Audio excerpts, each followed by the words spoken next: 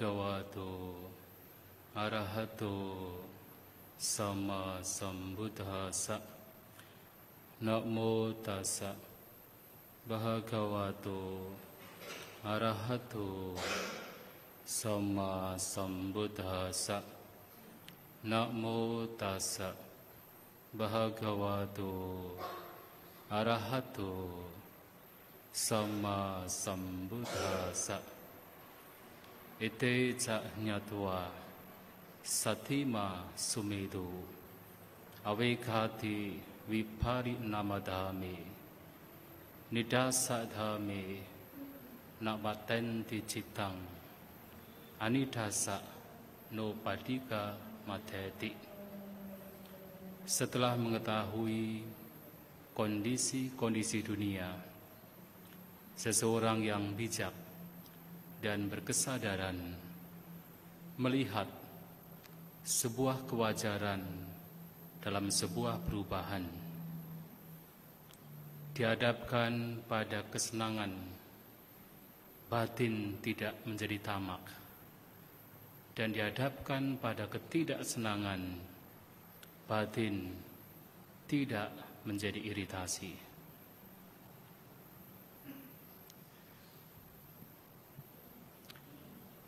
Kepada Rama-Ramani yang barangkali hadir pada kesempatan pagi hari ini yang saya hormati, Bapak Ibu Saudara-saudari sekalian yang berbahagia, selamat pagi semuanya, terpujilah Sang Buddha, Namo Buddhaya.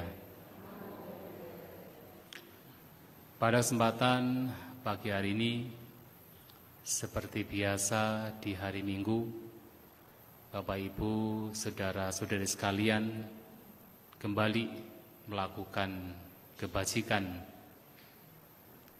melakukan puja, penghormatan kepada Buddha, Dhamma, dan Sangha, dan kembali juga bertekad untuk mempraktikkan kehidupan bermoral.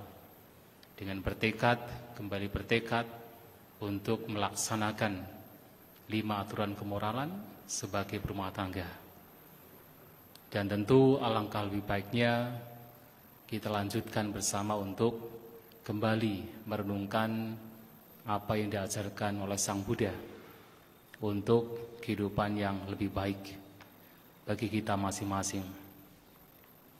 Ada satu pertanyaan yang sering muncul dan sering ditanyakan oleh kita, tidak hanya mengacu pada umat Buddha tetapi oleh kita sebagai manusia. Apa sebenarnya tujuan kita hidup sebagai manusia? Apa tujuan kita? Dan kalau ditanya demikian secara umum, pasti akan dijawab bahwa kita hidup adalah untuk mencari kebahagiaan. Kita hidup adalah untuk memperoleh kebahagiaan. Itu adalah jawaban yang secara umum menjadi jawaban bagi hampir setiap orang, bahwa kita hidup adalah untuk mendapatkan kebahagiaan. Dan apakah keinginan untuk mendapatkan kebahagiaan adalah keinginan yang salah? Tentu tidak. Setiap orang, setiap makhluk punya hak untuk memperoleh kebahagiaan. Dan ini adalah menjadi naluriah bagi setiap orang. Anda berumah tangga, bahkan kami, para pabacita, juga punya naluri untuk hidup bahagia. Dan itu adalah kewajaran.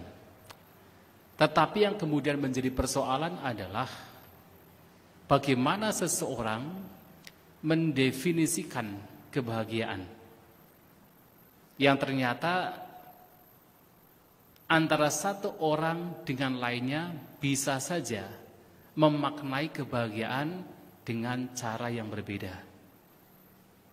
Tetapi secara umum kebahagiaan dimaknai oleh banyak orang ketika seseorang mendapatkan kenikmatan yang bersifat indrawi. Betul tidak? Ketika mendapatkan kekayaan itu dianggap sebagai sumber kebahagiaan. Ketika mendapatkan kekuasaan dianggap sebagai kebahagiaan. Ketika mendapatkan pengaruh dianggap sebagai kebahagiaan. Kalau uangnya banyak dianggap sebagai kebahagiaan. Kan begitu ya? Jadi kebahagiaan secara umum diukur oleh kebanyakan orang dari objek-objek yang bersifat eksternal. Ketika mendapatkan objek-objek yang dinikmati oleh 6 indera, yang kemudian bisa berupa uang yang banyak, makanan yang enak, atau properti yang banyak, kekayaan, kekuasaan, pengaruh, itu dianggap sebagai ukuran seseorang mendapatkan kebahagiaan. Dan ini juga menjadi naluri bagi kebanyakan manusia. Tetapi kalau kita melihat ke dalam pengalaman hidup kita, termasuk ke dalam batin kita, ternyata kebahagiaan yang diperoleh dengan cara mendapatkan kesenangan-kesenangan indrawi itu tersebut, itu sifatnya tidak bisa memberikan kebahagiaan yang sejati. Tidak bisa. Mengapa? Ada beberapa cacat yang bisa kita lihat. Yang pertama adalah bahwa kebahagiaan yang bersifat indrawi, bersifat duniawi, ternyata tidak bisa memberikan kepuasan yang sebenarnya. Ketika Anda mendapatkan kekayaan, misalnya uang, dalam jumlah tertentu, Anda merasa bahagia tidak? Bahagia tidak? Nanti kalau bilang enggak, Bante, bohonglah. Pasti bahagia kan? Tetapi apakah kebahagiaan yang diperoleh itu bertahan? Tidak. Tidak bertahan. Mungkin seseorang ketika belum punya uang, wah kepingin. Kalau saya punya tabungan 10 juta, wah sudah aman ini gitu kan. Bahagia. Kemudian dengan usaha yang keras, upaya yang keras, dia berjuang akhirnya mendapatkan tabungan 10 juta. Ternyata setelah mendapatkan, keinginannya lain muncul. 10 juta sudah merasa biasa. Wah kalau saya punya uang 100 juta, pasti bahagia. Dengan upaya, usaha yang keras, akhirnya bisa menabung 100 juta. Tapi ternyata setelah mendapatkan 100 juta, kalaupun di awal bahagia, tetapi kemudian kebahagiaan yang diperoleh tidak bisa bertahan. Membayangkan, oh kalau saya punya uang 1 miliar, oh pasti sudah safe, sudah aman. Dengan usaha yang keras, akhirnya mendapatkan pula. Tapi apakah kemudian setelah mendapatkan uang 1 miliar, kemudian betul-betul kebahagiaan yang diperoleh itu bertahan? Tidak. Kemudian terus ingin lebih dan tidak pernah yang namanya manusia kalau hanya hidup untuk mengejar kesenangan indera itu akan merasa puas, akan menjadi puas. Itu tidak akan pernah terjadi.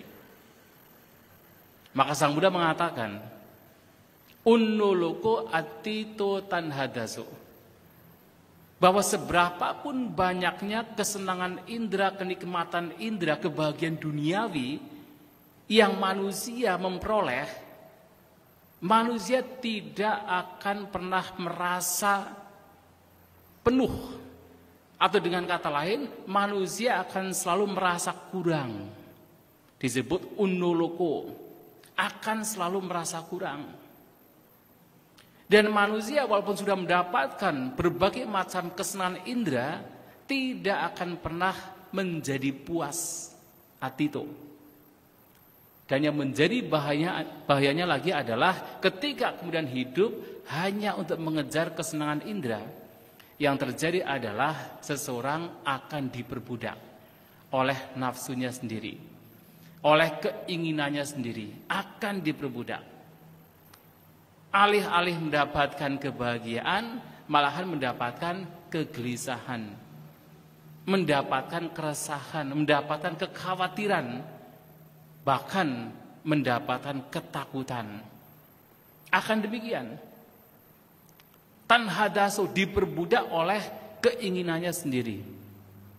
Maka kebahagiaan, kesenangan yang secara umum manusia itu mengukur sebagai kebahagiaan, karena tujuan manusia hidup adalah untuk bahagia, ternyata kebahagiaan demikian tidak pernah menjadi sebuah kepuasan yang sejati. Seseorang akan terus merasa kurang dengan seberapapun banyaknya yang ia peroleh. Maka ini adalah cacat yang pertama. Cacat yang kedua, kebahagiaan yang bersifat indrawi ini atau bersifat duniawi ini sifatnya adalah terus mengalami perubahan, tidak bisa dipertahankan, dan hanya bisa digunakan ketika masih bersama dengan orang tersebut. Sementara kapanpun, setiap saat, kebahagiaan secara duniawi, secara indrawi itu akan berpisah, akan lenyap. Maka biasanya ketika ada patidana, ya kan? Oh maaf, ketika ada katina, biasanya dibacakan tuh Nidhi Kanda Sutta. Yang salah satu sifat dari harta kekayaan yang bersifat material itu bisa hilang kapan saja. Walaupun ditimbun sedalam mungkin, Anda punya kekayaan ke dalam sumur yang paling dalam, bisa saja itu akan hilang. Naga, yaka, makhluk halus itu bisa memindahkannya. Bahkan zaman sekarang Anda punya uang misalnya dan ditabung di bank, juga kadang-kadang juga terjadi kan, banknya bangkrut. Kan kalau tidak salah tahun 98 gitu ya, ada krisis moneter. Kan banyak uang yang ditabung di bank karena banknya bangkrut, tidak dibayar kembali kan. Jadi walaupun seseorang mendapatkan kekayaan, tetapi kekayaan yang bersifat duniawi ini sifatnya tidak bisa dipertahankan, sifatnya berubah, bisa hilang, dan hanya bisa digunakan pada saat hidup saja. Dan perpisahan akan pasti terjadi. Apakah kesenangan tersebut akan pergi terlebih dahulu, atau kita yang pergi terlebih dahulu? Artinya apa? Kita meninggal. Anda punya kekayaan, bisa saja kekayaannya pergi terlebih dahulu selagi Anda masih hidup. Tapi kemudian kalaupun kemudian kekayaannya tidak pergi terlebih dahulu, nanti ketika kita meninggal harus melanjutkan kehidupan kita di alam kehidupan selanjutnya, kita harus berpisah dari mereka. Maka cacat yang kedua adalah bahwa kesenangan, kebahagiaan yang bersifat indrawi atau bersifat duniawi sifatnya berubah, tidak bisa dipertahankan, hanya bisa digunakan ketika masih bersama, sedangkan itu sifatnya berubah. Ini yang kedua. Cacat yang ketiga, kalau tidak berhati-hati, hidup hanya sekadar mencari kesenangan, tidak dilandasi kebijaksanaan, tidak dilandasi oleh pemahaman dharma yang benar, kebahagiaan demikian justru bisa memunculkan penderitaan. Terutama adalah bisa memunculkan kotoran batin. Ya, banyak orang melekat dengan apa yang dimiliki, keserakahan akan semakin bertambah. Dan ketika mendapatkan apa yang diinginkan, memang bahagia. Tetapi karena kemudian kemelekatan tersebut, begitu ada perpisahan, dan perpisahan pasti akan terjadi, maka penderitaan yang akan diperoleh. Karena kemelekatan, karena kotoran batin yang muncul, maka penderitaan itu akan diperoleh kalau tidak hati-hati. Kita tidak mengatakan bahwa kebahagiaan yang bersifat duniawi itu semuanya buruk, tidak. Bahkan Sang Buddha juga menyampaikan kebahagiaan duniawi juga patut untuk diapresiasi. Karena untuk bisa terlahir sebagai manusia butuh kebajikan juga. Kita hidup dalam kebahagiaan di alam manusia, alam surgawi itu butuh kebajikan.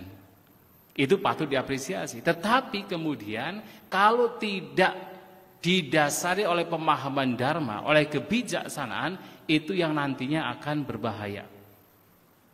Alih-alih kemudian seseorang bisa menggunakan apa yang dimiliki untuk hal-hal yang baik, hal-hal yang bajik, malahan justru menambah kotoran batin. Malahan bisa memunculkan hal-hal yang buruk karena kekayaan, karena kekuasaan, karena pengaruh yang seseorang miliki. Kalau tidak dilandasi oleh pemahaman dharma yang baik, maka ini bisa menjadi kecacatan kalau tidak hati-hati. Dan apalagi karena memang hal-hal yang bersifat duniawi ini sifatnya berubah, tidak bisa dipertahankan, maka sangat memungkinkan atau sangat riskan untuk memunculkan penderitaan. Oleh sebab itu, Sang Buddha kemudian menyampaikan kepada kita bahwa alih-alih seseorang fokus untuk mencari kebahagiaan yang bersifat eksternal, walaupun itu masih dibutuhkan dalam batasan tertentu, apalagi Anda sebagai seorang rumah tangga membutuhkan dalam batasan tertentu, tetapi dalam ajaran Buddha, Sang Buddha mengajak kita, mendorong kita untuk juga mencari kebahagiaan yang lain. Kebahagiaan yang sesungguhnya tidak akan terkena oleh perubahan. Artinya dengan kata lain, kebahagiaan yang tidak kemudian diombang-ambingkan oleh perubahan yang bersifat eksternal. Yang tidak lain adalah kebahagiaan yang dikembangkan melalui pengembangan diri, melalui pengembangan batin. Dan itu yang juga mesti kita cari. Karena kalau kemudian fokusnya itu hanya kebahagiaan yang bersifat eksternal, sekali lagi, ketika perubahan terjadi dari yang baik kemudian berubah menjadi yang buruk, penderitaan muncul. Padahal perubahan itu pasti terjadi. Kita hidup di dunia, selama kita hidup sebagai manusia, 8 kondisi dunia pasti akan kita hadapi. Tidak selamanya dalam hidup kita akan mendapatkan untung. Rugi juga pasti akan datang pada kita. Tidak selamanya kita akan mendapatkan nama yang baik. Nama yang buruk bisa juga datang pada kita. Tidak selamanya kita berasosiasi dengan orang-orang yang berada di sekitar kita, kita mendapatkan pujian, mendapatkan kata-kata yang menyenangkan. Tetapi kadangkala, bahkan kadang sering, kita mendapatkan celaan, kata-kata yang tidak enak kita dengar. Dan akan terus demikian dalam hidup kita. Dan tidak selamanya dalam hidup kita pasti kita mendapatkan kebahagiaan. Duka, musibah, kecelakaan, hal-hal yang tidak nyaman itu juga datang pada kehidupan kita. Perubahan demikian akan terus terjadi pada setiap orang. Baik dia adalah orang yang bodoh ataupun orang yang bijak, 8 hal ini akan terjadi. Apakah orang demikian orang yang kaya atau yang tidak berpunya, 8 hal ini juga pasti akan terjadi. Akan tetapi kemudian ada yang membedakan. Yang membedakan adalah orang yang batinnya tidak terlatih. Ketika mendapatkan untung, mendapatkan nama baik, mendapatkan pujian, mendapatkan suka, wah dia bergembira sekali. Dia menjadi tamak. Dia menjadi bersenang sekali di situ, melekat di situ. Tapi kemudian ketika yang datang ternyata adalah kerugian, nama buruk, celaan, musibah, duka, yang terjadi adalah dia akan begitu menderita, penuh dengan kebencian. Dan biasanya kalau orang hanya melihat keluar, melihat kebahagiaan penderitaan muncul dari luar, ketika mendapatkan penderitaan, apa yang terjadi? Akan mencari kesalahan di luar diri, mencari kambing hitam. Oh, gara-gara dia saya menderita. Akan demikian, batinnya diombang-ambingkan oleh keserakahan, oleh kebencian, oleh suka maupun tidak suka. Batinnya menjadi gelisah ketika seseorang tidak terlatih. Namun kemudian di tengah-tengah 8 kondisi dunia ini yang pasti akan kita hadapi dan pasti terjadi, orang yang batinnya terlatih akan berbeda dari orang yang batinnya tidak terlatih.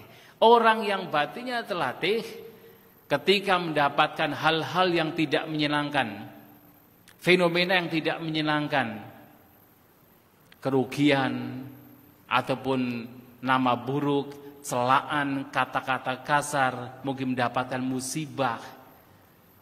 Orang demikian tidak kemudian menjadi benci. Orang demikian tidak kemudian menjadi iritasi, menjadi tidak suka. Mengapa? Karena dia sadar sepenuhnya bahwa perubahan itu sewajarnya terjadi. Tadi saya menyampaikan viparinamadhama, artinya melihat perubahan sebagai sebuah kewajaran. Demikian pula ketika mendapatkan hal-hal yang menyenangkan, yang dianggap oleh kebanyakan orang sebagai hal yang menyenangkan, untung, nama baik, pujian, kemudian suka, atau kebahagiaan yang lainnya. Orang demikian batinnya juga tidak kemudian menjadi tamak, menjadi serakah, menjadi terlalu bergembira, menjadi kemudian melekat. Karena tahu ini pun juga sifatnya akan berlalu. Sifatnya tidak bisa dipertahankan, pasti berubah. Orang demikian tidak kemudian menjadi tamak, dan batin tetap tenang, batin seimbang. Maka di tengah-tengah perubahan yang pasti terjadi, orang yang batinnya terlatih akan tetap menjadi damai. Batinnya tidak tergoncangkan oleh ketamakan, oleh kebencian. Batinnya menjadi damai. Dan itulah yang sesungguhnya yang mesti kita cari. Dalam hidup tidak hanya sekadar kita mencari kebahagiaan yang sifatnya eksternal, tetapi kita juga harus mencari kebahagiaan yang itu diperoleh dengan kita mengembangkan diri kita. Terutama adalah mengembangkan batin kita. Nah, sekarang pertanyaannya adalah bagaimana kita mengembangkan diri kita, mengembangkan batin kita? Tidak lain adalah dengan kita menjaga setiap ucapan kita, perbuatan kita, dan juga menjaga pikiran kita. Tidak ada cara lain. Implementasinya adalah dengan kita mempraktikkan setidaknya 3 hal. Yaitu apa saja? Yang seringkali disampaikan oleh para bante. Yang pertama adalah berdana. Yang kedua adalah praktek sila, menjaga kemoralan. Yang ketiga adalah praktik bawana atau meditasi. Tidak ada cara lain. Mengapa praktik-praktik seperti ini adalah cara untuk mendapatkan kebahagiaan? Coba kalau kita perhatikan, Anda sering membacakan Manggala Sutta. Sering ya? Hafal enggak? Di sana Sang Buddha menyampaikan ada yang disebut sebagai berkah, manggala. Dan kalau dihitung ada 38 jenis berkah di dalam Manggala Sutta. Tapi ternyata yang disebut sebagai berkah oleh Sang Buddha itu bukan ketika seseorang mendapatkan. Misalnya mendapatkan kecantikan, mendapatkan kekayaan, mendapatkan pengaruh, mendapatkan kekuasaan, tidak.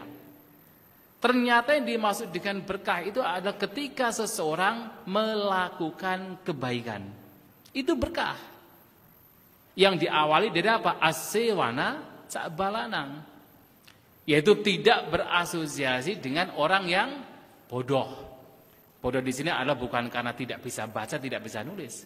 Tetapi adalah orang yang tidak memahami mana yang baik, mana yang buruk. Orang yang selalu melakukan keburukan, alih-alih melakukan kebaikan.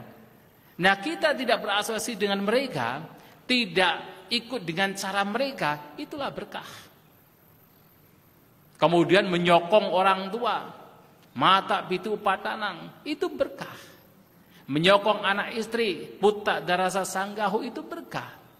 Perdana, mempraktikkan dhamma, hidup sesuai dengan dhamma. Dananca, dhamma carianca, itu berkah.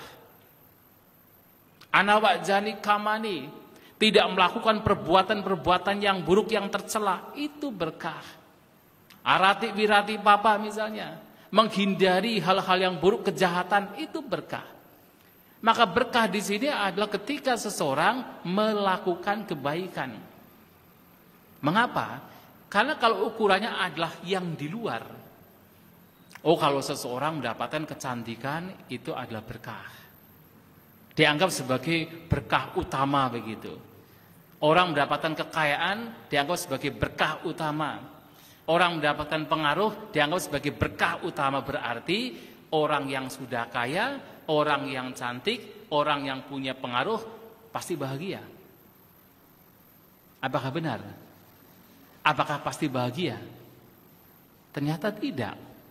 Kan mungkin Bapak Ibu pernah mendengar seorang artis yang mana sudah kaya, sudah cantik, punya pengaruh besar, punya banyak pengikut, meninggalnya bunuh diri. Pernah dengar kan? Ya kan, ada artis Korea atau apa itu kan? Sudah kaya, sudah cantik, sudah banyak pengikut, pengaruh, meninggalnya bunuh diri.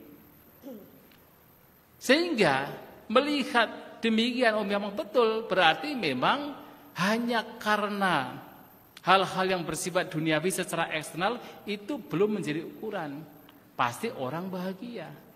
Tetapi kalau orang melakukan kebaikan, melakukan kebajikan, mengembangkan dirinya, mengembangkan batinnya, sudah pasti akan bahagia. Itu sudah pasti. Sekarang ketika melakukan kebaikan, menjaga ucapan, perbuatan, pikirannya juga bahagia, dan ini pun yang sedang dilakukan nanti akan berbuah juga kebahagiaan. Maka berkah utama adalah ketika seseorang melakukan kebaikan. Maka kalau dirangkum 3 hal yang mesti kita lakukan. Yang pertama adalah berdana. Berdana harus kita lakukan. Karena berdana adalah cara untuk juga memperoleh kebahagiaan dari dalam. Mengapa berdana itu bisa memberikan kebahagiaan dari dalam? Terutama ini akan terjadi ketika seseorang berdana dengan pemahaman yang benar. Berdana dengan kebijaksanaan. Berdana dengan pengetahuan yang benar. Karena bisa juga setiap orang bisa berdana.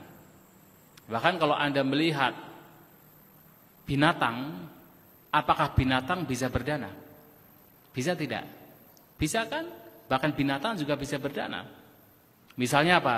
Kalau Anda melihat ada seekor induk burung mencari makan untuk anak-anaknya, itu juga berdana. Dia berdana. Tetapi kan ia berdana bukan atas dasar kebijaksanaan, atas dasar insting semata, atas dasar kemelekatan semata terhadap anak-anaknya. Itu berdana tetapi tidak ada kebijaksanaan di sana. Nah, tetapi kemudian kita mengenal ajaran Buddha, kita mengenal Dharma, kita berdana atas dasar kebijaksanaan, atas dasar pengetahuan yang benar. Setidaknya adalah kita paham, kita tahu bahwa hidup kita bahagia, kita menderita sesungguhnya itu datang dari perbuatan kita sendiri. Kalau kita melakukan banyak kebaikan, maka kebahagiaan akan kita peroleh. Kalau kemudian kita melakukan kejahatan, penderitaan pula yang akan kita peroleh. Bahagia menderita sesungguhnya muncul dari perbuatan kita sendiri. Atas dasar pemahaman demikian, kebijaksanaan demikian, maka kita melakukan kebaikan. Salah satunya adalah dengan berdana. Dengan pengetahuan, dengan pengertian yang benar. Ditambah lagi kemudian kita juga paham, kita mulai tahu, kita mulai mengerti. Oh, ternyata kalau kita itu suka berdana, kita suka berbagi, kita suka memberi, tidak hanya kebahagiaan yang biasa yang akan kita peroleh, ada juga kebahagiaan spiritual yang juga dapat kita peroleh. Seperti apa? Yaitu dengan kita berdana sesungguhnya kita juga sedang sedikit demi sedikit melenyapkan kotoran batin. Maka Sang Buddha menyampaikan dari berbagai macam motif atau niat seseorang berdana, ada satu motif yang sangat beliau puji, yaitu ketika orang berdana dengan tujuan untuk memperindah, untuk mempercantik batin. Citta langkara, citta parikara. Untuk memperindah, untuk mempercantik batin. Dengan kata lain seseorang berdana dengan tujuan untuk melenyapkan pikiran-pikiran yang buruk. Melenyapkan keserakahan. Melenyapkan kebencian. Dan juga bahkan melenyapkan kebodohan, ketidaktahuan. Ketika kita berdana, kita melenyapkan keserakahan, kekikiran kita. Karena habit setiap makhluk adalah biasanya hanya untuk mengumpulkan. Jadi karakter, habit, kebiasaan setiap makhluk adalah untuk mengumpulkan apa yang dianggap menyenangkan. Apa yang dianggap memberikan kenikmatan, dikumpulkan. Tetapi sulit untuk kemudian melepas. Sulit kemudian untuk bisa berbagi. Kalau sudah sesuatu yang menyenangkan, maka sulit untuk bisa kemudian dilepas, sulit untuk kemudian dibagi dengan yang lain. Itulah kebiasaan, habit, naluri kebanyakan makhluk, tidak hanya manusia. Nah, tetapi kemudian setelah kita mengenal Dharma, memahami Dharma, meyakini ajaran Sang Buddha, dan diberitahu bahwasanya dengan kita melepas, dengan kita berbagi, maka keserakahan kita akan semakin berkurang, maka kita mulai untuk suka berbagi, suka berdana. Oh, ternyata benar. Setiap kali berdana, setiap kali berbagi, kekikiran itu semakin berkurang. Keserakahan itu semakin berkurang. Ada pelepasan di dalam batin. Kedermawanan itu akan semakin berkembang. Maka sesungguhnya cara ini adalah cara untuk memperindah batin. Dan kebahagiaan itu dengan alaminya sendirinya akan muncul. Kalau seseorang suka berbagi. Dan berbagi ini atau berdana ini juga sedikit demi sedikit bisa melenyapkan kebencian. Loh, kok bisa? Hanya dengan berdana kemudian kebencian itu bisa berkurang. Tentu sangat bisa. Kalau seseorang berdana dengan harapan, dengan tujuan agar yang menerima hal yang kita berikan itu berbahagia, mendapatkan kesejahteraan, artinya pada saat itu batin tidak diliputi oleh kebencian. Artinya pada saat itu batin hanya ada pengharapan yang baik. Di situ ada cinta kasih, di situ ada kasih sayang. Kalau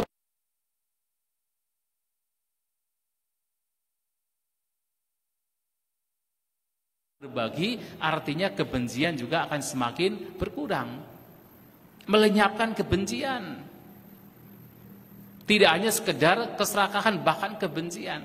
Itu akan semakin berkurang dengan cara berbagi, dengan cara berdana. Dan ditambah lagi ketika kita berdana dengan pemahaman yang benar, dengan pengertian yang benar, dari pengertian yang paling dasar, yaitu apa tadi, tentang hukum karma, tentang hukum sebab akibat, sampai kemudian pemahaman pengertian bahwa ini juga bisa mengurangi kotoran batin. itu artinya adalah seseorang berdana dengan kebijaksanaan. Kalau batin diisi dengan kebijaksanaan, maka kebodohan, ketidaktahuan atau moha itu akan semakin berkurang. Maka berdana ini pun juga akan membawa kepada perkembangan spiritual. Karena kebencian, keserakahan, kebodohan akan semakin berkurang dengan cara berdana. Maka Sang Buddha menyampaikan ini adalah berdana dengan motif, dengan tujuan citta langkara, citta parikara, untuk memperindah, mempercantik batin, mengurangi loba, dosa maupun moha. Nah, kalau kemudian keserakahan kita berkurang, kebencian kita berkurang, kebodohan kita berkurang, maka berdana tersebut memberikan kebahagiaan yang muncul bukan dari luar, tapi kebahagiaan yang muncul dari dalam batin kita. Dan itu penting untuk juga kita kembangkan dengan implementasinya dengan berdana, melenyapkan kotoran batin, mengurangi kotoran batin setidaknya dengan implementasinya. Yang pertama adalah dengan berdana. Nah, yang kedua, selain berdana adalah juga harus menjaga kemoralan atau sila. Nah, kemoralan di sini juga sangat penting. Dan ini tidak hanya memberikan kebahagiaan dalam diri kita, kehidupan kita. Kalau seseorang menjaga kemoralannya, ia juga memberikan kebahagiaan untuk orang-orang yang berada di sekitar. Jadi kalau Bapak Ibu pernah mendengar istilah abhayadana yang kemudian diinterpretasikan sebagai function, berdana abhaya. Abhaya itu artinya adalah tanpa ketakutan. Bahaya itu takut. Itu tanpa ketakutan.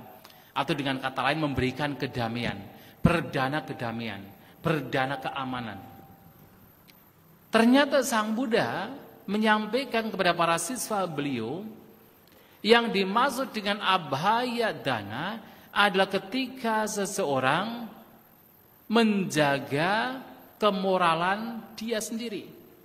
Ketika seseorang menjaga silanya dengan baik, kemoralannya dengan baik, ia sesungguhnya sedang melakukan abhaya dana, sedang berdana keamanan. Kok bisa? Ya jelas. Ketakutan, kekhawatiran, kegelisahan yang muncul dari luar, itu muncul dari orang-orang yang tidak menjaga kemoralannya. Kita takut dengan orang yang bisa membunuh kita, ya karena orang demikian tidak menjaga kemoralannya. Maksudnya orang yang berada di luar itu tidak menjaga kemoralannya, maka kita takut. Takut kita dipukul, takut kita dibunuh, kita merasa tidak aman. Kita takut harta benda atau sesuatu yang kita miliki kemudian dicuri dari orang lain. Ya karena adalah kemoralan yang tidak dijaga. Tetapi kalau kemudian kita sendiri menjaga kemoralan kita, kita tidak melukai apalagi membunuh.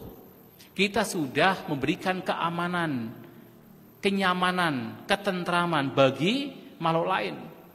Kalau kita menjaga kemoralan kita dengan kita tidak mengambil apa yang tidak diberikan, kita sudah memberikan keamanan, kenyamanan, ketentraman bagi orang lain. Demikian pula kalau kemudian kita menjaga tindakan kita untuk tidak melakukan tindakan asusila, juga akan memberikan keamanan, kenyamanan, ketentraman bagi yang lain.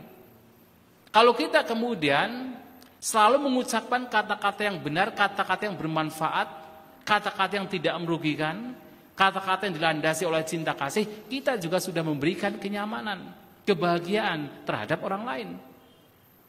Kalau kita menjaga kemoralan kita, artinya kita juga memberikan abhaya dana.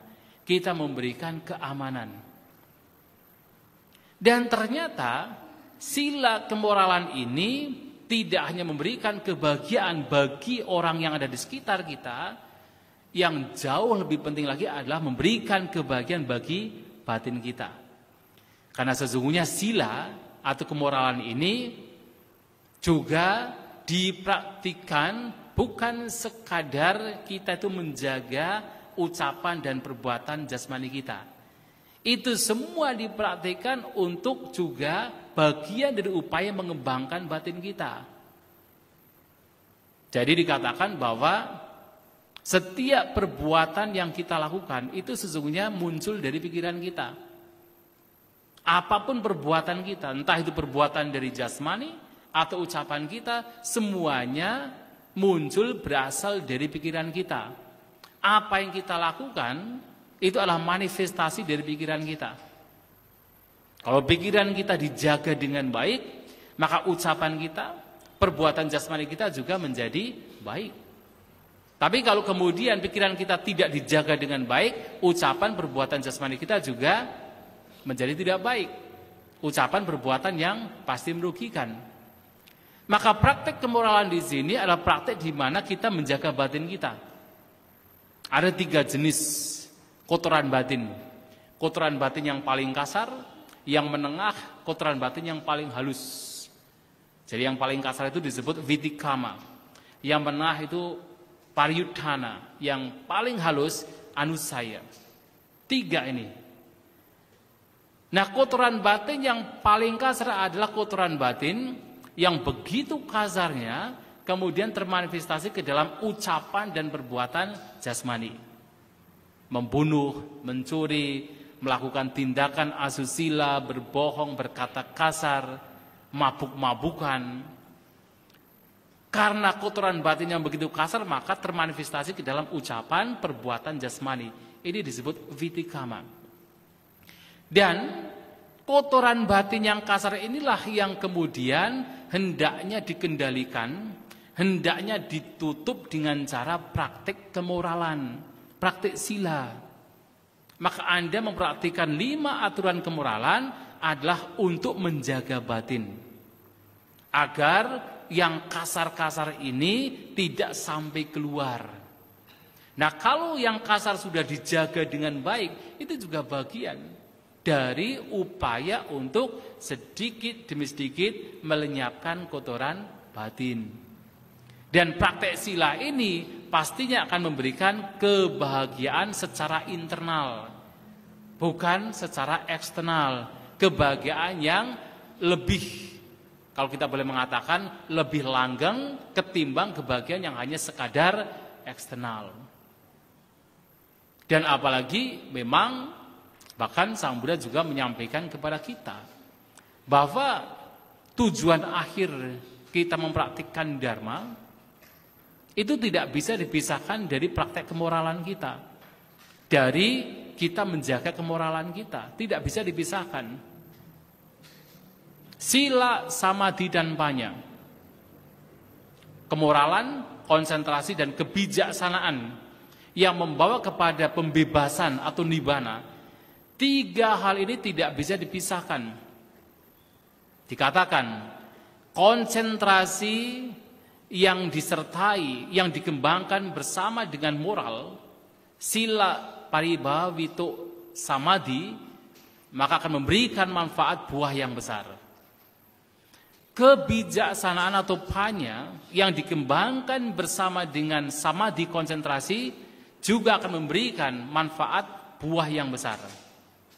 Dan ketika batin dikembangkan bersama dengan kebijaksanaan, maka juga akan memberikan manfaat buah yang besar, yaitu bebasnya batin dari kotoran batin. Maka sila, samadhi, panya tidak bisa dipisahkan satu sama lain.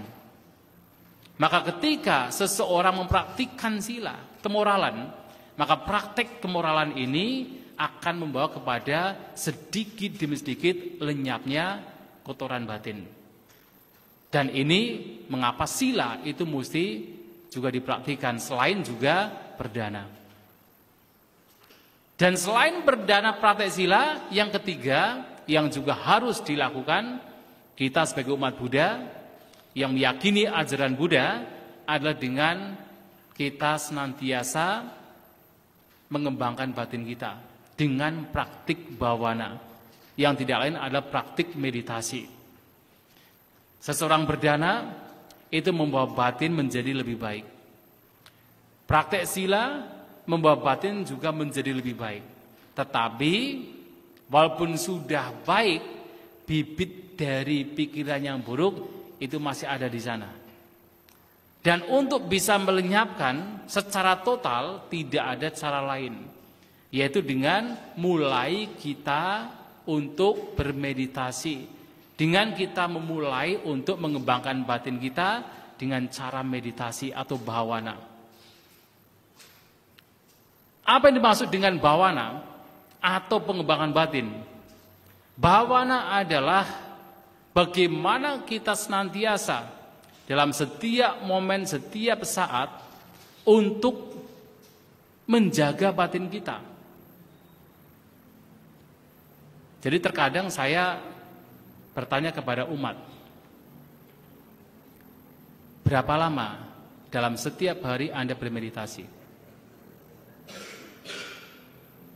Berapa lama? Oke, berapa kali Anda setiap hari bermeditasi? Berapa kali? Oke, berapa kali Anda setiap minggu bermeditasi? Kalau tidak satu hari, berapa kali satu minggu Anda bermeditasi? Ini kayaknya nggak pernah meditasi ya. Kalau biasa saja bermeditasi. Nah, terkadang ketika ditanya demikian, kan biasa menjawab, oh Bante satu minggu satu kali meditasi. Oh Bante satu hari saya satu kali meditasi. Oh Bante satu hari saya 2 kali meditasi pagi dan malam. Kan begitu biasanya. Kenapa jawabannya selalu demikian? Karena masih ada anggapan bahwa meditasi itu adalah ketika duduk. Ketika duduk dengan mata terpejam kemudian dianggap sebagai meditasi. Kan biasa demikian. Padahal yang dimaksud dengan bhawana, yang dimaksud dengan meditasi itu bukan masalah postur. Bukan masalah kita duduk mata terpejam kemudian dianggap sebagai meditasi. Tidak demikian. Meditasi adalah bagaimana kita mengupayakan menjaga batin kita. Tidak membiarkan pikiran-pikiran yang buruk muncul apalagi berkembang. Kalaupun kemudian itu sudah muncul, diupayakan untuk dilenyapkan. Itu adalah meditasi. Sejak bangun tidur sampai menjelang tidur, dalam apapun aktivitas yang dilakukan, apapun, entah berjalan, berdiri, duduk, berbaring, kita melihat, kita mendengar, kita berbicara, kita diam. Kalau kita senantiasa menjaga batin kita, kita melihat ke dalam batin kita, meyakinkan bahwa batin kita tidak dikuasai oleh pikiran-pikiran yang buruk, itu adalah bagian dari meditasi. Apakah duduk itu pasti meditasi? Ya belum tentu juga.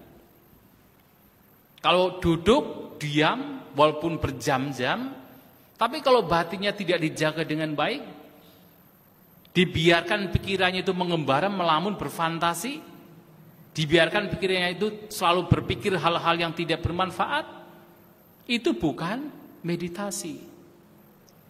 Bukan meditasi. Anda pernah melihat kan? Kalau di kampung biasanya orang-orang di kampung masih punya ayam. Pernah melihat kan ada ayam mengerami telurnya 1 harian nggak pernah keluar dari sarangnya, duduk diam, pernah lihat ya? Apakah ayam tersebut sedang meditasi? Hanya karena duduk diam? Ya tentu tidak. Karena dia tidak memunculkan kebijaksanaan. Mungkin Anda juga pernah melihat, atau mungkin Anda pernah melakukan juga. Mudah-mudahan tidak. Ketika ada seseorang sedang memancing ikan, dia duduk diam, memegang pancingnya dengan diam, konsentrasi, lama. Apakah orang demikian sedang bermeditasi? Hanya karena terkonsentrasi, duduk diam, memperhatikan pancingnya, apakah dia sedang bermeditasi? Ya tentu juga tidak. Mengapa? Karena batinnya tidak dijaga. Nah, meditasi ini ada ketika kita menjaga batin kita. Maka kalau Bapak Ibu membaca Karanyameta Sutta, salah satu bentuk meditasi yang dikenal sebagai metta bhavana, meditasi cinta kasih. Bagaimana Anda melakukan meditasi cinta kasih di dalam Karanyameta Sutta? Kan ada satu kalimat, Titang carang nisinowa saya nowa yawatasa wigatamido. Ada ya begitu? Artinya apa? Baik berdiri, ataupun berjalan, ataupun duduk, ataupun berbaring, selama seseorang tidak tertidur, sesungguhnya orang demikian masih bisa mengembangkan Brahma Vihara, kediaman dalam Brahma, yang salah satunya adalah metta cinta kasih. Artinya selama seseorang tidak terlelap tidur, pengembangan cinta kasih itu masih bisa dilakukan. Tidak hanya ketika Anda datang ke vihara, kemudian mengucapkan dalam batin Sabbe Sata Bhavantus Kitata. Tidak hanya demikian. Itu bagian dari pengembangan cinta kasih. Tetapi kalaupun kita sedang berdiri, berjalan, berbaring, termasuk duduk, kita melakukan apapun aktivitas, kita menjaga batin kita, memberikan pengharapan semoga makhluk lain berbahagia, bebas dari penderitaan, itu adalah juga bagian dari pengembangan cinta kasih, metta bhavana, meditasi. Anda melihat seseorang yang mungkin dulu pernah melakukan hal yang buruk pada Anda, muncul kebencian dalam batin. Begitu kebencian muncul, Anda berusaha untuk melenyapkan kebencian tersebut dengan berbagai macam caranya. Apakah dengan merenungkan sabda-sabda Sang Buddha untuk melenyapkan kebencian tersebut, atau dengan kemudian langsung mengembangkan cinta kasih, memunculkan pengharapan yang baik terhadap orang yang menimbulkan kebencian. Apapun caranya, ketika kebencian muncul itu dilenyapkan, itu adalah Anda sedang bermeditasi, Anda sedang melakukan bhavana. Walaupun mata Anda melek, tidak terpejam, walaupun Anda tidak duduk, Anda berdiri. Kalau menjaga batinnya dengan baik, itu adalah bhavana. Itulah kenapa meditasi yang diajarkan Sang Buddha itu tidak hanya sekadar pada saat duduk. Maka seringkali kan ada satu program, misalnya apa? One day mindfulness. Satu hari hidup berperhatian. Ketika Anda sadar setiap saat, setiap momen, sejak bangun tidur sampai menjelang tidur, sadar, menjaga batinnya, itu adalah meditasi. Nah, itu yang harus kita lakukan. Karena meditasi tujuannya adalah untuk melenyapkan kotoran batin. Dan harus ingat, kotoran batin bisa muncul kapan saja. Setiap apapun aktivitas yang kita lakukan, kotoran batin itu bisa muncul. Tidak hanya pada saat Anda duduk, pada saat berjalan, berdiri, berbaring, kotoran batin juga bisa muncul. Pada saat melihat objek, mendengarkan suara, membaui bebauan atau merasakan rasa makanan, ketika bersentuhan, kotoran batin itu bisa muncul. Karena kotoran batin bisa muncul kapan saja, itulah kenapa meditasi harus dilakukan setiap momen. Kuncinya adalah menjaga batin. Bagaimana kita menjaga batin? Kita harus punya kesadaran, kita harus punya perhatian, waspada. Hidup berkesadaran, hidup waspada, hidup berperhatian. Setiap momen, setiap saat, terhadap apapun aktivitas yang dilakukan, sadar. Eling, kalau dalam bahasa Jawa, eling. Sadar, eling terhadap apapun yang sekarang saat ini sedang terjadi. Selain sadar, kita juga harus punya kebijaksanaan. Untuk apa? Untuk memahami, oh ini ketika ada pengalaman, ada fenomena itu terdeteksi, tersadari oleh sati, oleh mindfulness, oleh kesadaran. Nah, kemudian kebijaksanaan akan kemudian mengenali, oh ini tidak baik, ini tidak bermanfaat, ini merugikan. Ini tidak patut untuk dikembangkan. Ini adalah keserakahan, ini adalah kebencian, ini adalah kebodohan. Diketahui oleh kebijaksanaan. Nah, sehingga kemudian ketika ada kesadaran dan kebijaksanaan, seseorang punya kesempatan untuk melenyapkan kotoran batin yang sedang muncul. Maka faktor yang ketiga juga harus dimunculkan, yaitu apa? Daya upaya. Mengupayakan agar kotoran batin yang muncul itu dilenyapkan.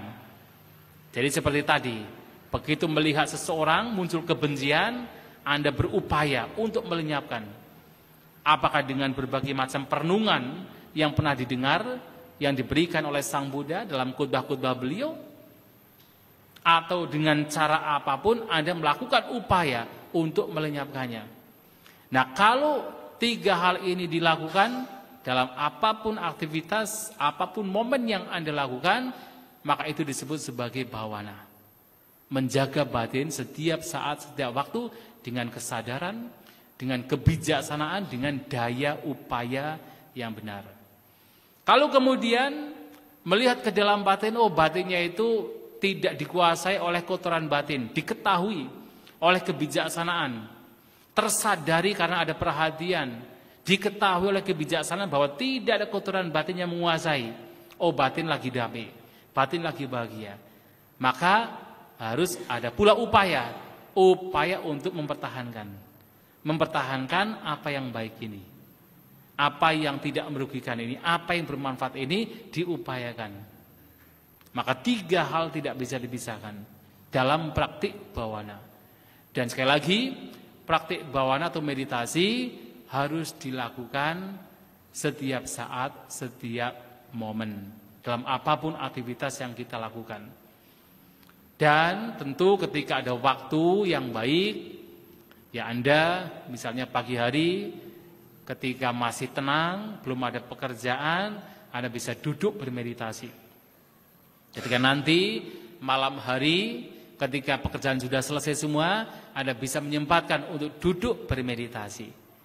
Tapi walaupun tidak duduk bermeditasi, sepanjang hari berusaha untuk menjaga batin. Tidak membiarkan batin dikuasai oleh pikiran-pikiran yang tidak bermanfaat. Nah, dengan cara demikian, maka bhawana itu dilakukan. Nah, tiga hal untuk supaya kita mendapatkan kebahagiaan secara internal, mendapatkan kebahagiaan secara dari dalam, yaitu dengan praktik berdana, dengan menjaga kemoralan, dan dengan pengembangan meditasi, pengembangan batin melalui bhawana, melalui meditasi. Dan sekali lagi, kebahagiaan secara eksternal masih penting, tetapi harus disertai kebijaksanaan, karena kalau tidak bisa memberikan penderitaan. Dan tidak hanya seseorang mencari kebahagiaan secara eksternal, dan yang lebih penting lagi adalah mencoba untuk mencari kebahagiaan secara internal dengan cara mengembangkan diri, dengan cara mengembangkan batin, dengan implementasinya adalah perdana, praktek sila, dan juga praktik bhawana. Itulah yang ingin saya sampaikan pada kesempatan pagi hari ini. Semoga dipahami dengan benar dan bisa diimplementasikan ke dalam kehidupan sehari-hari. Semoga kita semua berbahagia, kita semua maju di dalam Dhamma, Sabbisata Bhavantu Sukhitata. Semoga semua makhluk berbahagia.